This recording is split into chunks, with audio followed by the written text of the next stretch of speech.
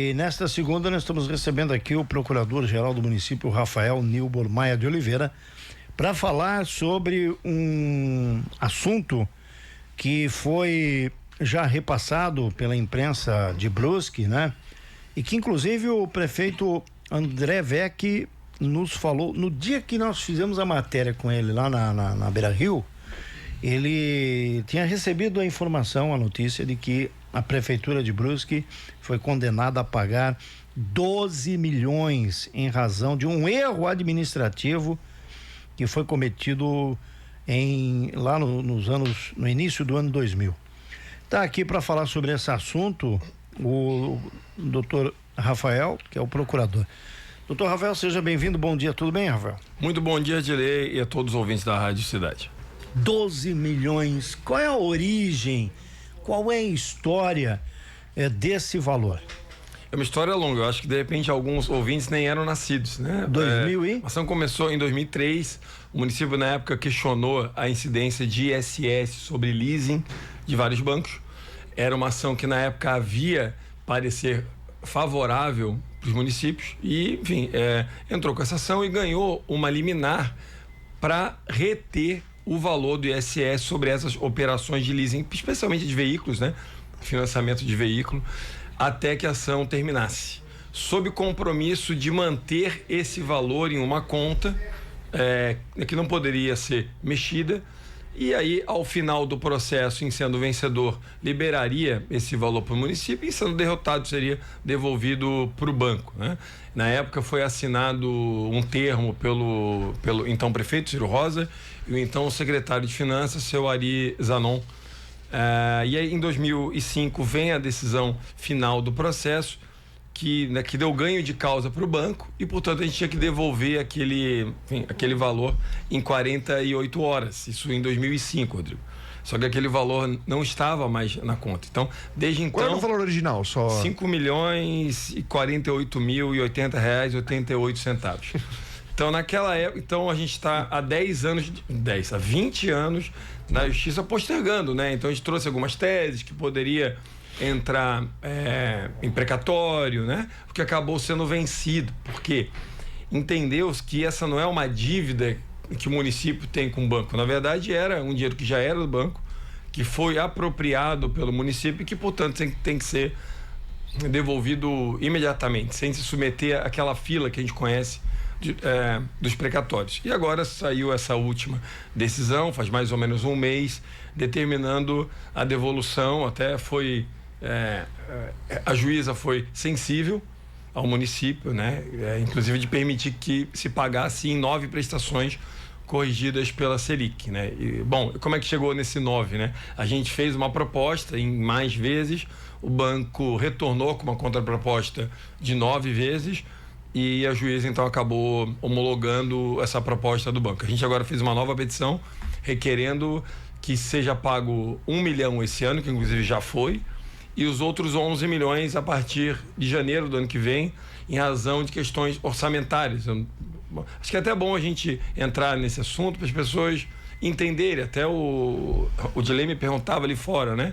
Pô, de onde sai, né, 12 milhões? Que é muito dinheiro mesmo, inclusive para o município de Brusque, né? Então a gente tem um orçamento, né? Então imaginem vocês que no ano anterior se estabelece quanto que o município acredita que vai arrecadar. Então a gente tem, essa é uma parte do orçamento. E a partir desse número a gente tem que dividir entre as partes. Então saúde, educação, trânsito, enfim, em todas as partes, né? Quando a gente arrecada mais do que a gente planejou, o nome disso é superávit. E esse dinheiro arrecadado a mais, ele não tem ainda uma destinação, porque ele não estava no orçamento. Então a gente não pode dar uma destinação para algo que a gente não sabe se vai receber. E é esse superávit que você consegue manejar para fazer esses ajustes, porque, claro, é tudo uma previsão, né, Rodrigo? A gente não consegue acertar no centavo quanto que eu vou gastar em educação, em obras, em, enfim, saúde, né? A gente tem uma proximidade. E aí você vai ajustando o orçamento no ano, né? A prefeitura tem esse recurso. ela, assim, digamos assim, manobrando no aqui caixa, no caixa tem. No caixa tem. Só que você tira de um lugar para botar em outro. Sim, claro. Esse é o grande problema. A gente poderia imaginar, com 12 milhões você faz uma obra de médio porte. Né? Você consegue construir uma unidade de saúde. Você pavimenta a rua. Você consegue fazer 2 creches, por exemplo. E é um dinheiro que hoje a gente não vai ter, porque vai ter que pagar. Agora a gente está no aguardo dessa decisão, se poderemos pagar os outros 11 milhões a partir do ano que vem. Estamos confiantes, até porque agora a gente já está no meio de outubro, né? Isso vai dar um fôlego um pouco maior para o orçamento desse ano. Essa pergunta na verdade não é minha. Quando surgiu a notícia, essa notícia foi divulgada pela prefeitura, que essa herança, digamos assim, herança maldita que estão pagando lá de trás, surgiu essa pergunta da população e eu acho interessante fazer para ti nesse momento.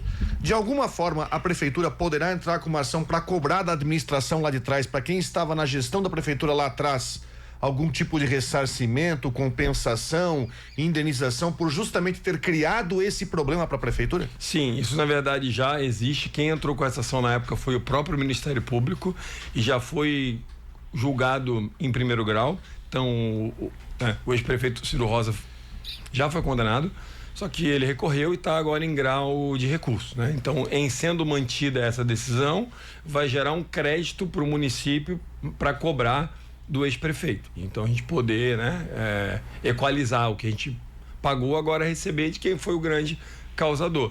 A gente tem conseguido êxito nesse ano, Rodrigo, em ações contra o ex-prefeito. Não é o único caso, infelizmente, em que há reconhecimento judicial de dívida do Ciro Rosa com o município de Brusque. Eu digo, infelizmente, porque não é algo agradável, né?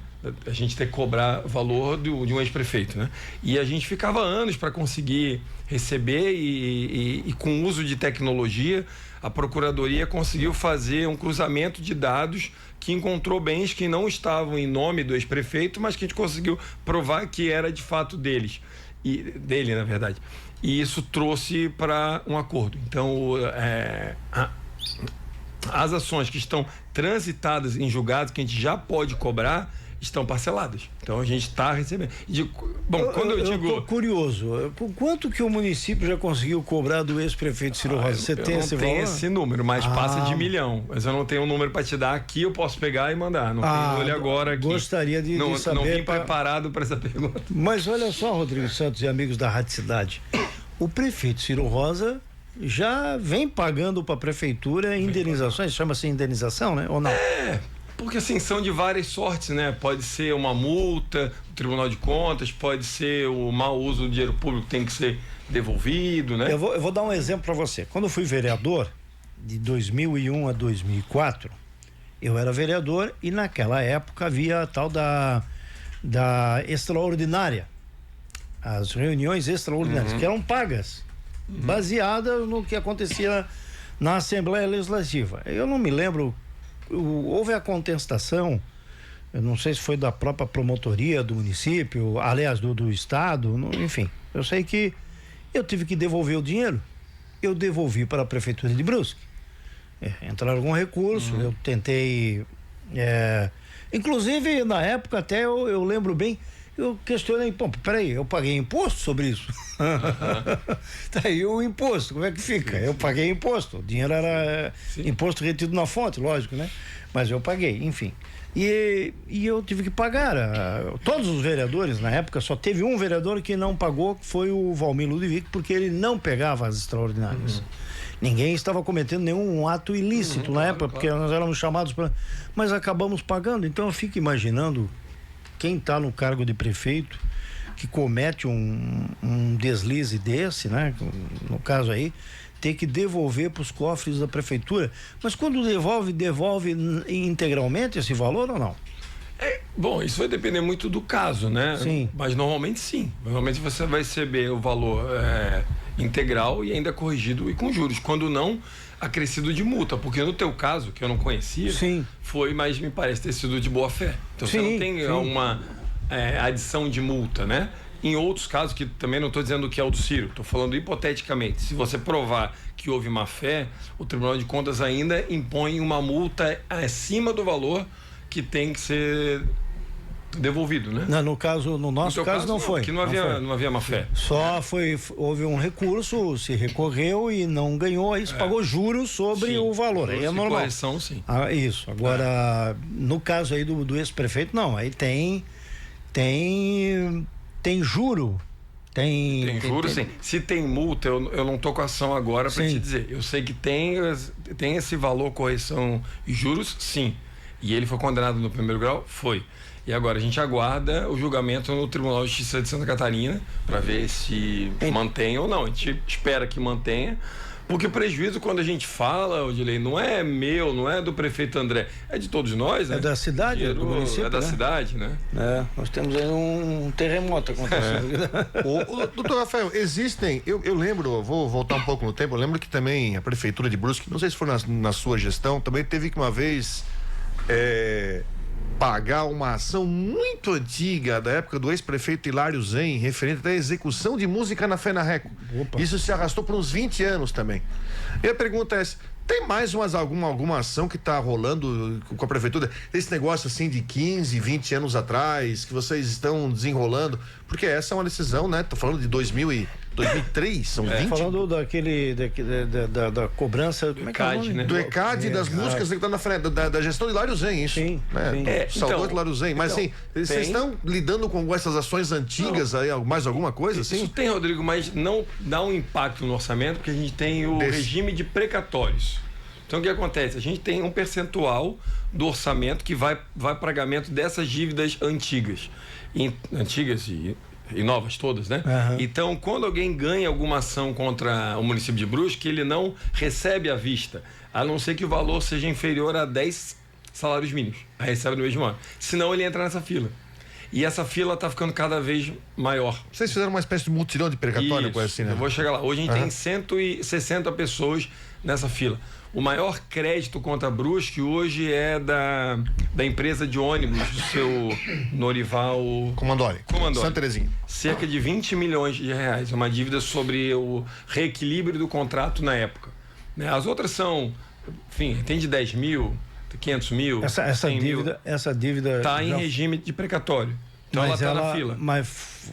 É reconhecida há alguns anos. É reconhecida. Já é reconhecida. Uhum. Só que ele só vai receber quando somar 20 milhões nessa conta de precatórios, que é administrada pelo tribunal, não é administrada pelo município, e eles pagam nessa ordem. Para a gente acelerar isso, Rodrigo, a gente criou a lei do acordo do precatório. Em novembro agora deve ter mais um edital. Então quem quiser pode oferecer um desconto de 15% a 40% sobre o valor que tem para receber, e sendo um dos maiores descontos, passa na frente e recebe em 15 dias.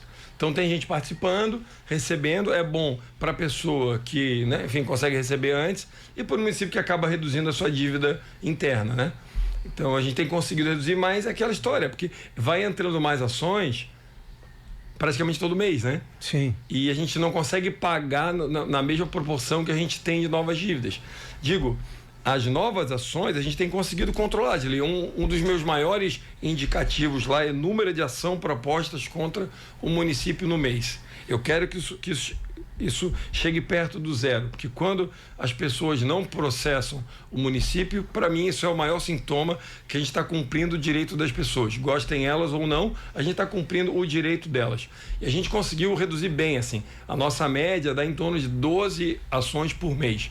Se você pensar num município com 160 mil CPFs, fora CNPJ, com os quais a gente relaciona todo dia, então, ou seja, todo dia alguém pega o carro e pode passar dentro de um buraco.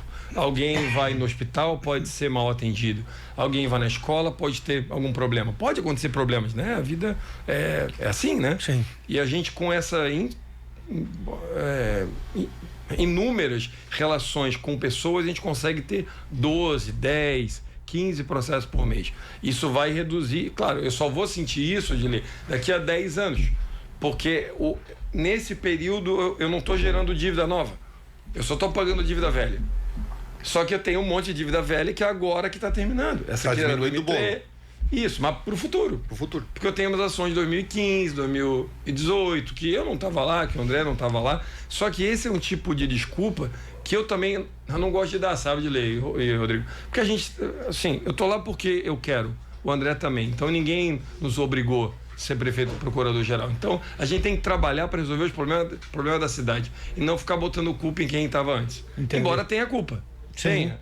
Mas tem responsabilidade. Só que eu não posso ficar dizendo isso, entendeu? Sim. Eu tenho que estar lá para resolver. Se eu achar que o fardo é muito grande, eu saio e deixo outra pessoa tocar. Né? E é assim que a gente tem trabalhado ali. Agora, às vezes o cidadão não faz ideia o trabalho que tem sendo feito pela Procuradoria, porque é uma coisa, digamos assim, silenciosa. Imagino que é diferente da Secretaria de Educação, é diferente da Obras, é diferente da Saúde, que você está enxergando isso. No caso da Procuradoria, não. Quando você chega aqui na Rádio Cidade e diz que, em média, são 12 processos por mês contra a prefeitura, de todo tipo né? Desde o menor até milhões, como você falou aí, que tem uma dívida de 20, tem essa de 12, enfim. O cidadão não faz ideia. Não faz ideia quanto se tem que pagar ao município para esse tipo de coisa. E assim, ações antigas que a gente conseguiu fazer acordo coletivo, que você consegue resolver 1000 ações em uma só, tipo essa agora de vaga em creche, foi uma vitória histórica, né? A gente tinha uma decisão transitada contra o município de pagar R$1.000 por dia por criança fora da vaga de creche. Nós tínhamos mais de 1000, então você imagina quanto que isso drena o cofre público. A gente conseguiu fazer um acordo histórico com o Ministério Público para praticamente zerar. Se não zerou, provavelmente alguém está me ouvindo, mas eu não consegui. Tem algumas coisas para a gente ajustar, né? Alguém que acabou de chegar aqui na cidade, a gente precisa ajustar, mas assim, eu não quero a vaga naquela creche, eu quero na outra. Então isso às vezes não tem vaga na creche que você quer, mas tem vaga, né?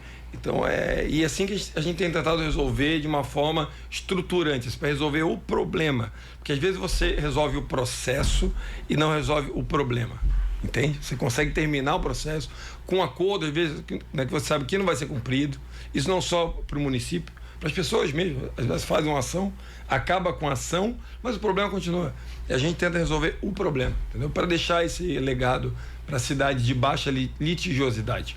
É ruim para a cidade ter muita ação, né, contra o município. Claro que quem tem algum direito violado tem mesmo que ajuizar. Eu tive aqui no problema da UBS, no centro, eu falei, gente, é legítimo que as pessoas judicializem e resolvam, né, o seu problema.